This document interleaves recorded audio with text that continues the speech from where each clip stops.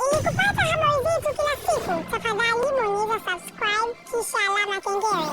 Mbengo TV, we are the best. Kisha alama kengele. Mbengo TV, we are the best. Yes, bana, mambo vipi? Tukiwa tunaelekea kumaliza mwaka 2023 na kukaribisha mwaka 2024. Mwaka haujaisha lakini tunashuhudia mabifu. Steve Mweusi akimwataki Clamvevo, lakini pia Clamvevo tumeona na yeye anamwataki Steve Mweusi. Tukasema huu ugomvi baina ya Steve Mweusi na Clamvevo umeanzia wapi? Nini chanzo cha ugomvi wao? Lakini je, ni nani ambaye ataibuka mshindi kwenye ugomvi wa Steve Mweusi pamoja na Clamvevo? Clamvevo, Clam, nakuheshimu sana mdogo wangu. Kazi kupaka miblichi tu kuoga. Utaki.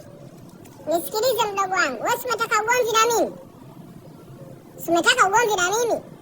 Sasa hiyo 500,000 utaitoa. Steve Mweusi, sasa umevuka mipaka yako.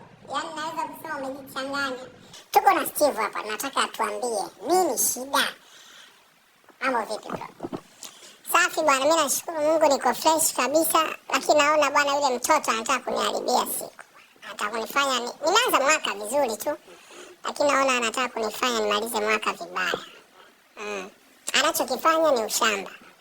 Ni ushamba. Unajua bro, hata kama ni wewe, hakuna Mtanzania yeyote anayependa dharau. Naiona nyuma yangu hii hapa.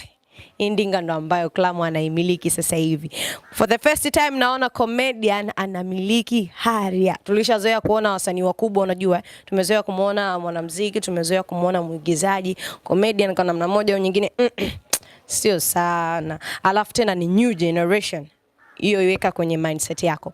New generation, alafu anamiliki Harrier for the first time. Tuko na Big Boss, tutazungumza naye kuhusiana na mchongo wa Ndinga, tutazungumza naye kuhusiana na Big Boss yenyewe ambayo tunaiona kupitia YouTube yake Clamvevo. Clam, mambo vipi? Kabla sijajibu mambo vipi, mimi sio comedian. Okay. Mimi ni mwigizaji. Wewe ni mwigizaji. Na ndio maana sometimes nachekesha, sometimes naigiza serious.